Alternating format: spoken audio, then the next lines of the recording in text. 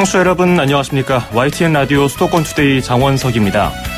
카풀은 목적지나 가는 방향이 같은 사람들이 한 차에 함께 타고 이동하는 걸 말하죠. 보통 직장 동료의 차를 얻어 타고 커피 한 잔이나 밥 한 끼 사주는 식이었는데요. 그런데 카풀을 전문으로 돕는 애플리케이션이 생기면서 모르는 사람 차에 일정 금액을 내고 탈 수 있게 됐습니다. 시간 제한도 거의 없애면서 택시업계가 반발을 하고 있습니다. 잠시 뒤 투데이 포커스에서는 전국 민주택시 노조 관계자와 관련 이야기 나눠보겠습니다.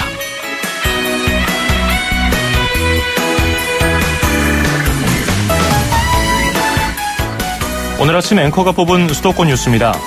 서울시가 내년 1월을 목표로 산하 공공기관 무기계약직을 정규직으로 전환하는 작업을 추진 중인데요.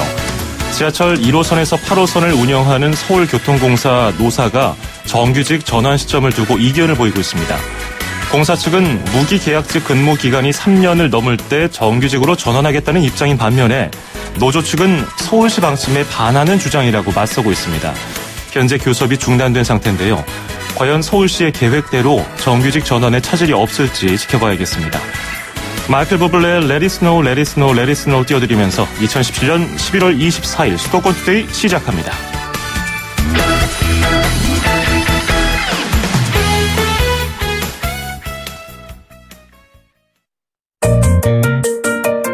음악과 수도권 뉴스가 한방에 수도권 전문 방송 수도권 투데이.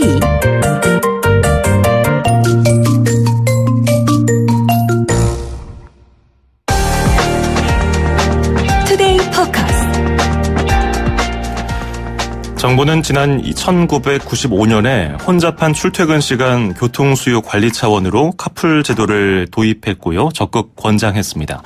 실제로 1990년대 중후반 당시의 신문 기사를 찾아보니까요.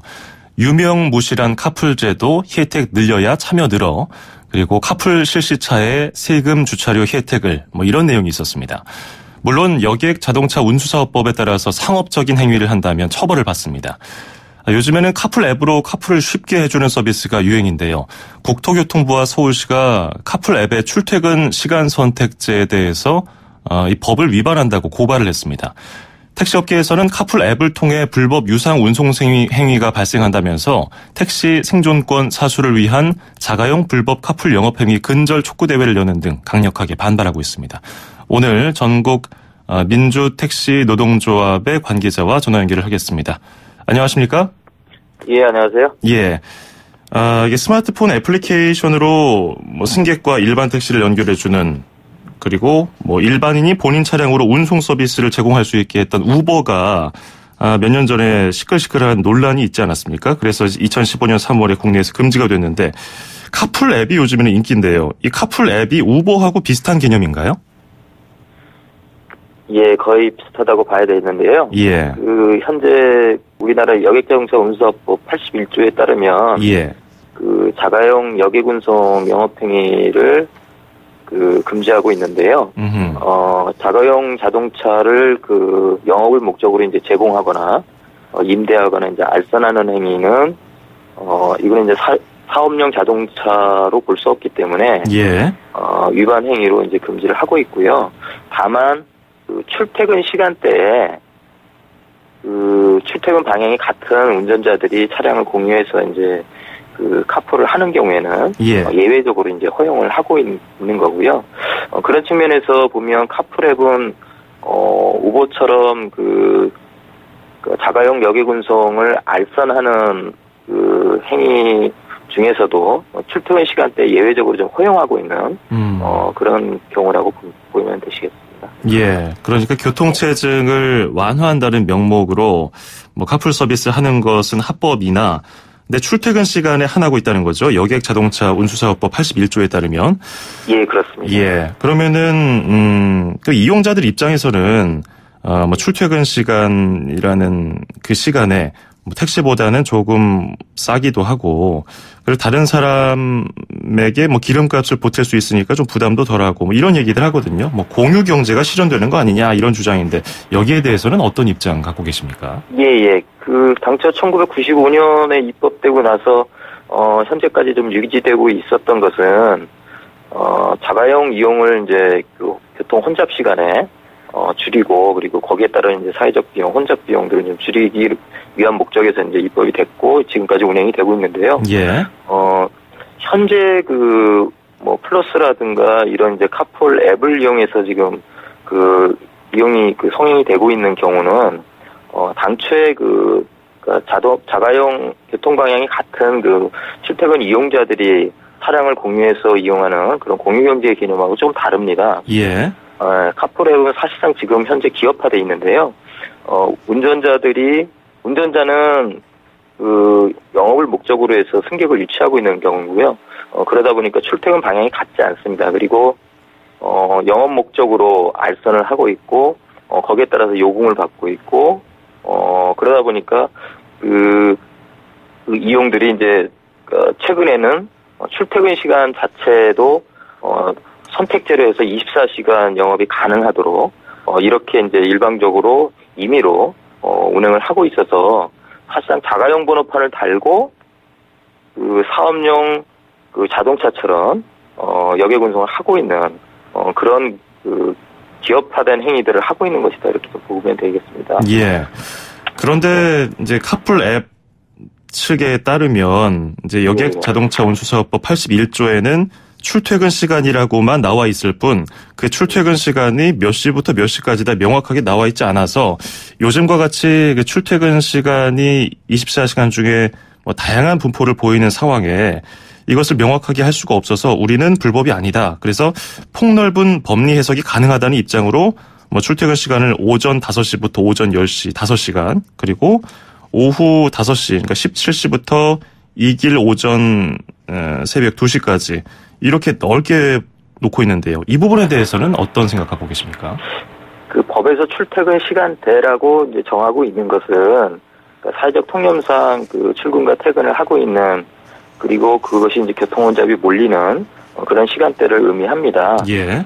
그렇지 않다면 출퇴근 시간대라는 개념을 법률 단서 조항에다가 그렇게 넣지 않았을 거고요. 예. 그런데 지금 문제가 되고 있는 플러스에서 하고 있는 출퇴근 시간대 선택제의 경우에는 주말이나 공휴일이나 또는 특정 시간대를 넘어서서 24시간 카풀 영업을 할 수 있다는 거고요. 예. 최근에 경찰에서 입건한 경우에도 보면 하루에 2회 이상 운행한 카풀 영업을 한 운전자의 경우에 한 80명 정도가 이제 입건이 됐는데 예. 이렇듯이 이제 운행 횟수도 이제 넘어서서 완전히 출퇴근 시간대라는 사회적 통념 개념을 넘어선 그런 개념이기 때문에 그것은 이제 당초의 취지하고는 전혀 다른 경우라고 예. 그런데 카풀 앱 측에서는 방금 말씀하신 것처럼 일반 이용자들을 모니터링해서 하루에 3번 이상 운행을 하면은 소명을 요구하고 제대로 된 소명을 하지 않으면은 뭐 서비스 이용을 중지하는 등의 조치를 취하고 뭐 경찰 고발하는 그런 행위를 하고 있기 때문에 뭐 괜찮지 않느냐 이런 얘기를 하고 있던데요. 이런 부분에 대해서는 어떻게 생각하시는지요? 예, 지금 여객을 운송하는 것은 대단히 좀 공공성이 강한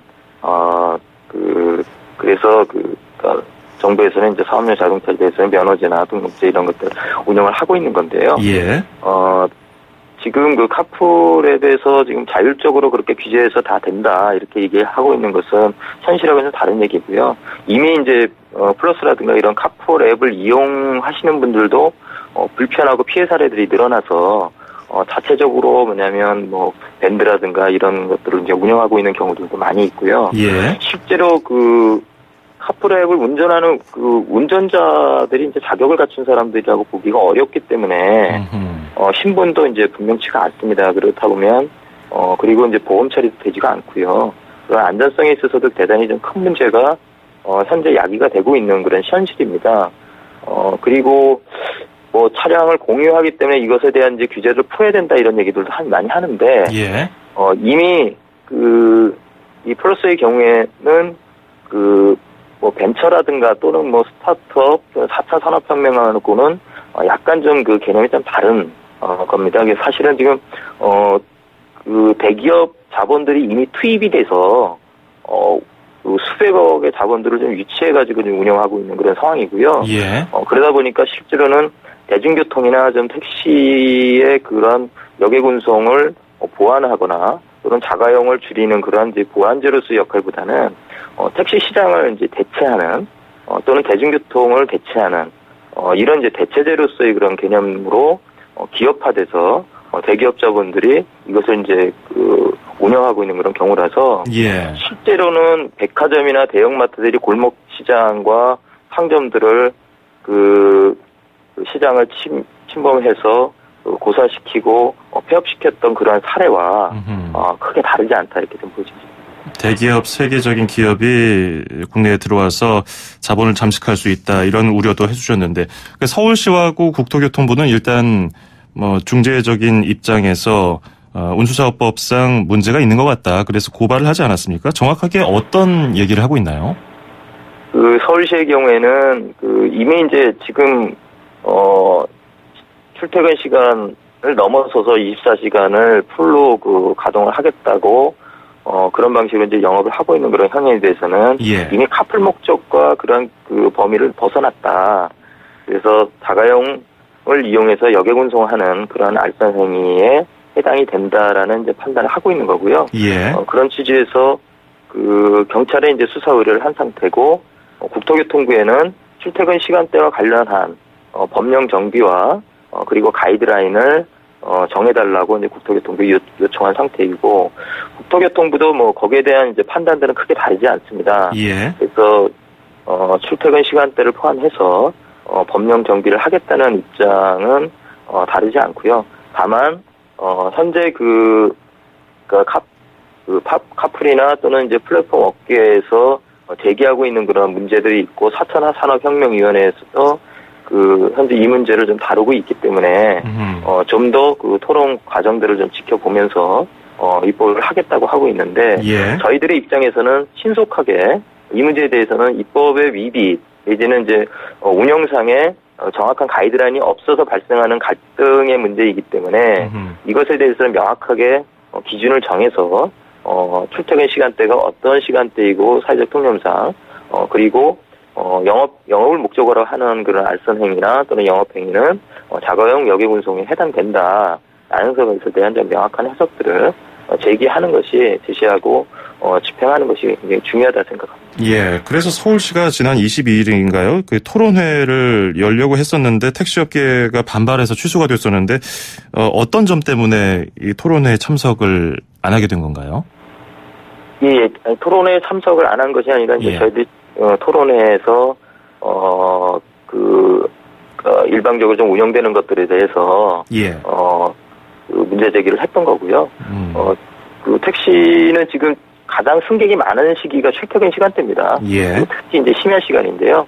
지금 카풀에서 그동안에 정했던 시간들은 오후 5시부터 새벽 2시인데 이것을 다 풀어가지고 또 24시간 다 하겠다는 거잖아요. 그러니까 그동안에 택시 노동자들은 이제 사실은 이것을 다 감수해왔던 건데 지금에 있어서는 이제 24시간 체계로 해서 완전히 규제를 풀고 자기들이 임의로 법을 어겨서 이제 운영을 하겠다. 그래서 강행하겠다라는 입장이기 때문에 계속 택시 승객이 이제 감소하고 있고. 그러면 정부가 제재나 감시는 잘 하고 있습니까? 불법적인 거에 대해서? 지금 경찰에 수사 의뢰한 사건에 대해서는 경찰에서 아직 기소를 하거나 이런 수사들은 좀 안 되고 있고요. 아까 말씀드렸듯이 법령 정비도 좀 지체되고 있는 그런 상황이라서 갈등이 좀 증폭되고 있는 그런 상황이다 좀 그렇게. 예. 자, 저희가 택시 업계 목소리를 들으면서도 또 상대 측의 주장에 대해서도 반박하는 질문도 드리고 했었는데 또 짧은 문자 50원, 긴 문자 100원이 드는 샵 0945로 여러분들이 문자도 보내주고 계십니다. 7384번님, 불법으로 영업하는 사람들은 걸러내야겠지만 소비자 입장에서 보면 편리할 수도 있는 앱인데 무조건 안 된다고 하면은 어렵지 않을까요? 상생하는 방법 찾는 건 필요하지 않을까요? 그리고 1079번님, 있는 법은 지키면서 살아야 합니다. 이름만 카풀이지 사실은 콜택시처럼 운행하는 것 엄격하게 막아야 합니다. 다만 손님들이 왜 이런 서비스를 사용하는지 택시업계도 생각해봐야 되지 않을까요? 이런 목소리도 있을 수가 있어요. 그래서 일부 소비자들의 불만이 이런 대체 교통수단으로 이렇게 마음을 돌리게 하는 그런 것이 아니냐 이런 지적에 대해서는 어떻게 보십니까? 예, 그 부분에 대해서는 저희들도 공감을 하고요. 예. 저희들도 지금 그 특정 시간대 그리고 특정 지역에 심야 시간에 이제 승차 거부가 지속적으로 이제 근절되지 않고 이제 발생하고 있는 문제나 이런 부분에 대해서는 지금 각고의 좀 노력을 기울이고 있습니다. 예. 그리고 특히 이제 저희 민주택시 노동조합의 경우에도 심야 시간대 특히 이제 금요일 같은 경우에는 저희들도 그 승차 거부가 심한 지역에 직접 나가서 계도 활동들을 좀 전개하고 있고요. 예. 특히나 이제 택시노동이 굉장히 열악한 조건에서 이제 운행을 하고 있다 보니까 무리한 운행들이 이제 이루어지는 경우들이 있는데 이것에 대해서는 이제 정부 측에도 또 사용자 측에도 그 실질적인 이제 처우 개선이나 이런 사항들을 이제 지속적으로 요구를 하고 있습니다. 예. 그래서 그 중요한 것은 이제 카풀앱의 경우에 지금 그 요금이 저렴해서 또는 이제 그런 문제들이 있는데 저희들도 요금 할인 서비스를 승객들에게 이제 제공할 수 있는 그런 이제 법령적인 제도 개선도 필요하다고 보고 있고요. 예. 예. 그래서 정부 측에서 이 문제에 대해서 이제 그 토론을 통해서 빨리 좀 결론을 좀 내렸으면 좋겠다. 그리고 저희들도 이제 각고의 노력을 좀 하겠다 하는 말씀드립니다. 예, 알겠습니다. 오늘 여기까지 얘기 들어야겠습니다. 오늘 고맙습니다. 예, 감사합니다. 네, 지금까지 전국 민주택시 노동조합 관계자와 얘기를 해봤습니다.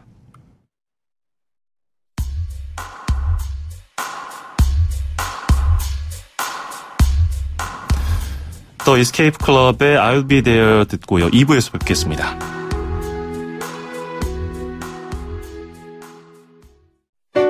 (2500만) 수도권 청취자를 위한 모든 소식이 한자리에 YTN 뉴스 FM 수도권 투데이. FM 94.5MHz YTN 뉴스 FM 수도권 투데이 2부 듣고 계시고요. 저는 아나운서 장원석입니다.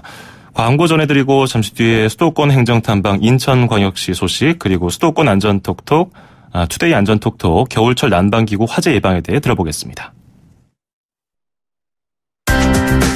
서울, 경기, 인천 찍고 수도권 정부의 핵심이 바로 여기에 수도권 행정탐방. 수도권 행정탐방 금요일 순서 인천광역시로 떠나보겠습니다. 인천시 이종우 방송팀장 연결합니다. 팀장님 안녕하세요. 안녕하세요. 예, 최근 통계청 자료를 보니까요. 청년 실업률이 11.2%. 이 통계 기준을 바꾼 지난 1999년 이후에 가장 높은 수치를 보이고 있는데요. 요즘에 이태백, 20대 태반이 백수라는 표현은 거의 고유 명사처럼 쓰고 있을 정도고요. 인천에서도 청년 실업 문제 해결을 위해서 여러 가지 노력을 하고 있다고 들었는데 얼마 전에는 창업과 연관된 펀드를 조성했다는 소식이 있네요. 어떤 펀드입니까? 네, 그렇습니다. 인천시가 재정 건전화 성과에 힘입어 이번에는 기업의 재기와 청년 창업을 지원하는 창업 재기 펀드를 조성하기로 했는데요. 예. 관내 창업자들과 중소기업인의 성장을 지원하는 정책을 본격적으로 추진한다는 방침입니다. 창업 재기펀드는 총 375억 원으로 조성되는데요. 정부의 3세번 재기펀드를 모태펀드로 해서 성공 가능성은 높으나 경영에 한번 실패한 경험이 있는 기업을 지원해서 패자에게도 부활의 기회를 제공할 뿐만 아니라 청년 창업 지원을 목적으로 조성된 펀드입니다. 기존의 저리융자 지원 방식을 탈피해서 실제 기업에 도움이 될 수 있도록 기업의 자금을 직접 투자하는 방식으로 인천시가 처음으로 새롭게 시도해보는 지원 방식인 것입니다. 예. 그동안은 금융기관에서 경영자금을 낮은 금리로 대출해주는 방식이었는데 이번에는 기업의 자본을 직접 투자하는 방식으로 이해가 됩니다. 관심 있는 분들 많으실 것 같은데 투자 대상은 어떻게 정해집니까? 네, 투자 대상 기업은 과거에 실패한 경험이 있는 재기 기업이나 창업한 지 7년 이내의 기업, 또 4차 산업혁명 관련 기업과 지식재산권을 보유한 기업 등이고요. 전문 운용사의 검토를 거쳐서 투자할 금액이 결정되는데요. 우선 인천 재기펀드 운용사를 선정할 계획이고요.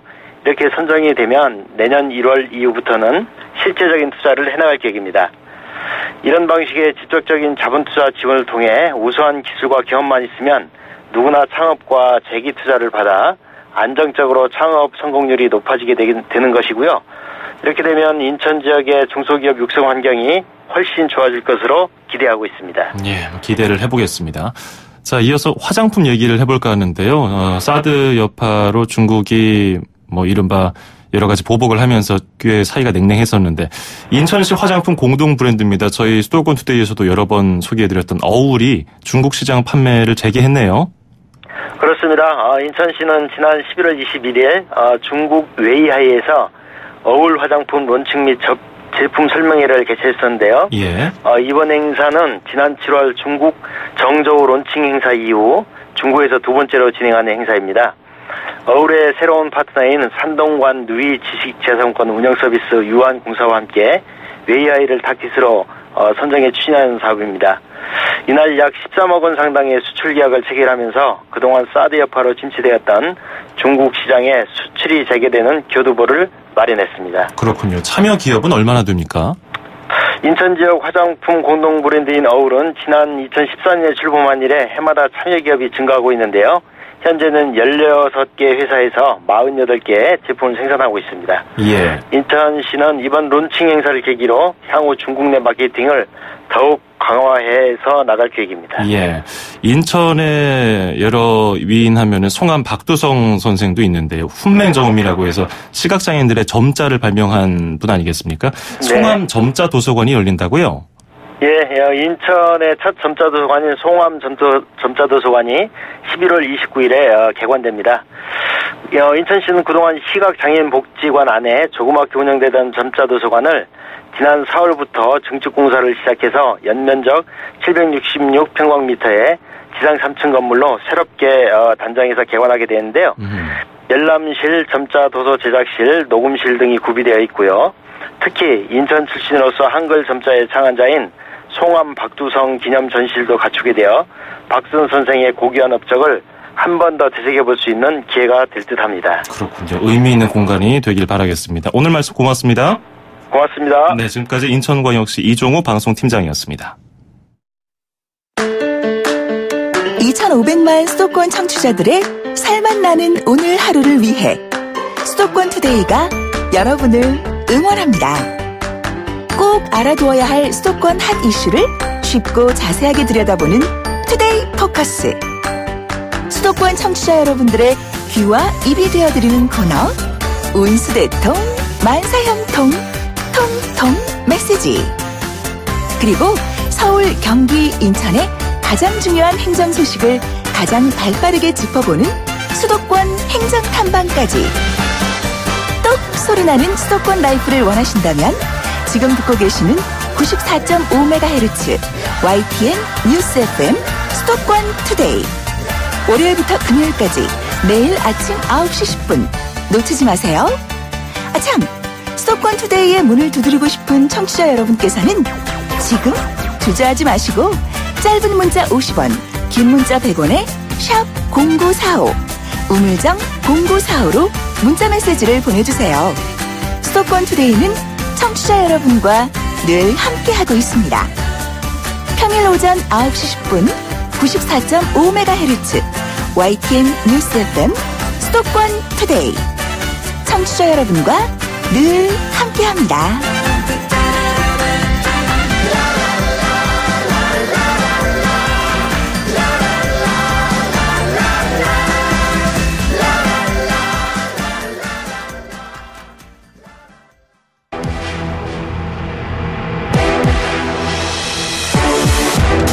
투데이 안전 톡톡.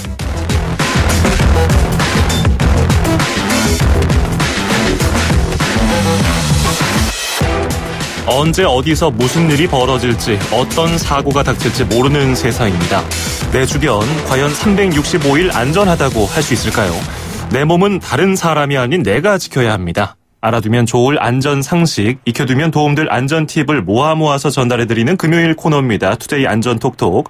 모든 시민들의 안전을 위해 현장을 바쁘게 뛰어다니는 분 만나보겠습니다. 서울 양천소방서의 이혜지 반장과 함께합니다. 안녕하세요. 네, 안녕하세요. 예, 날씨가 이제 본격적으로 겨울이 된 것 같습니다. 어제 수능날도 굉장히 추웠고요. 엊그제는 절기상 소설이었고요. 지난 20일에는 서울하고 경기에 첫눈도 제법 내렸죠? 네, 이제 좀 많이 추워졌어요. 이제 확실히 기온도 영하권으로 떨어지기도 하고, 아침에 제 차를 보니까 성에도 껴있고요. 예. 또 이제 잘 때 전기장판도 제가 이제 필수로 켜고 자는데요. 예. 또 저는 또 일할 때 다리 쪽이 너무 추워서 작은 온열기구도 사용하고 있어요.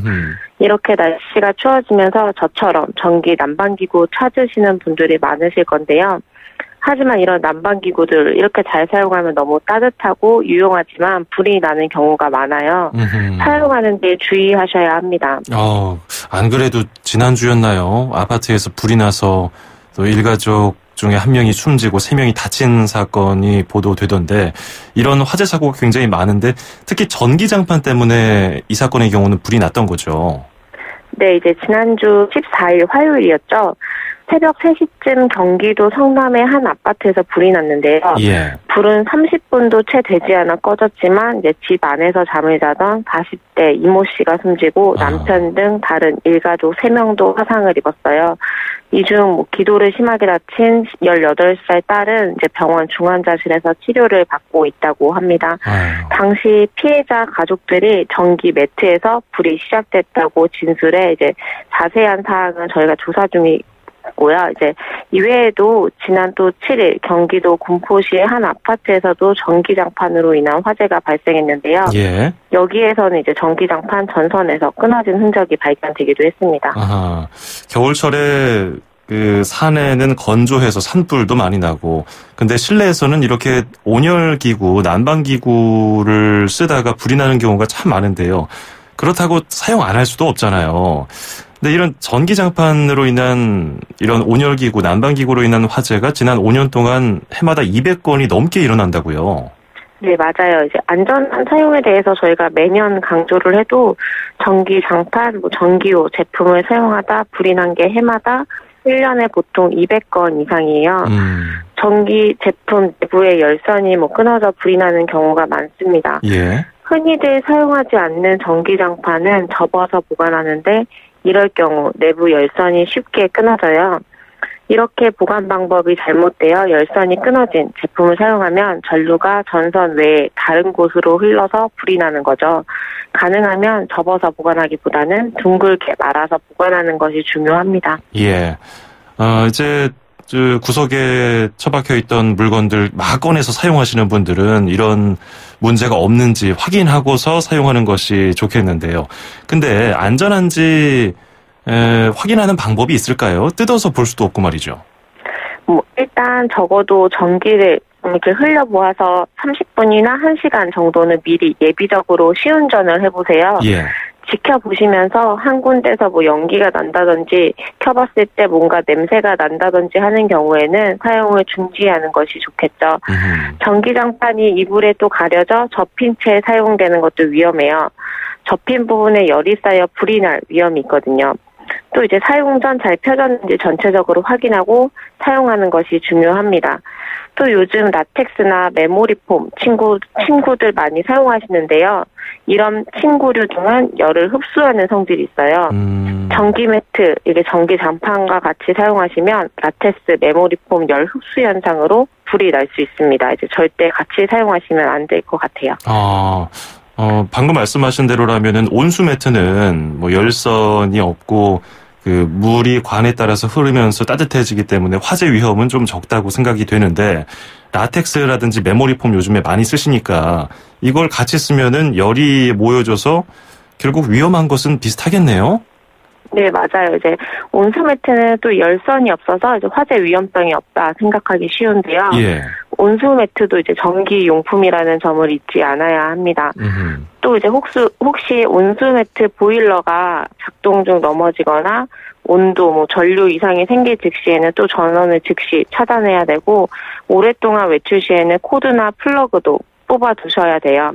또 이외에도 온수 매트랑 연결된 호스가 잘못돼서 이제 뜨거운 물이 새어나오게 되면 화상의 위험도 있으니까 주의해서 사용하시고요. 예. 그리고 외출할 때 급하게 나오다 보면은 전기장판의 전원을 끄는 것을 깜빡하는 경우도 있거든요. 이것도 조심해야겠고요. 근데 단순히 전원 끄는 것도 중요하지만 아예 플러그를 뽑아 놓는 것이 안전하겠죠? 네, 맞습니다. 이제 전기장판 위에 이불을 덮고 보면 온도가 이제 60도까지 순식간에 올라간다고 해요. 예. 실제로 지난 3일에는 경기도 고양시의 한 주택에서는 이제 전원이 꺼진 전기요에서 불이 났습니다. 전기요 온도 조절부에 문제가 생겼고 이제 전원 플러그를 통해서 전기가 유입이 되면서 불이 난 것으로 추정됐는데요. 자리를 비울 땐 전원을 끄는 것도 중요하지만 반드시 콘센트에서 플러그를 빼놓아야 합니다. 또한 이 온도 조절기에도 불이 종종 나니까요. 전기장판 위에 온도 조절기를 올려두거나 이불로 덮어두지 않아야 합니다. 또 이제 마지막으로 가정 내 이제 단독 경보용 감지기 설치하시면 이렇게 취침 중이나 집안에 아무도 없을 때, 난방기구, 전기 제품에 불났을 때 우리가 조기에 인지가 가능하고 대피할 수 있으니까요. 주택용 소방시설인 단독 경보용 감지기, 소화기 설치도 해주시면 금상첨화일 것 같습니다. 예, 오늘은 겨울철 난방기구를 안전하게 쓰는 방법에 대해서 알아봤습니다. 오늘 고맙습니다. 네, 감사합니다. 네, 지금까지 서울 양천소방서의 이혜지 반장이었습니다.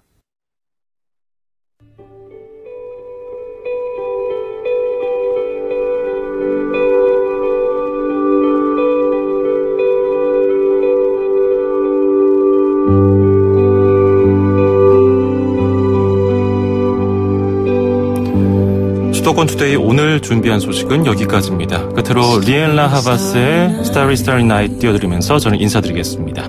편안한 주말 보내시고요. 저는 월요일 아침 9시 10분에 뵙겠습니다. 장원석이었습니다. 고맙습니다. Look out on a summer's day.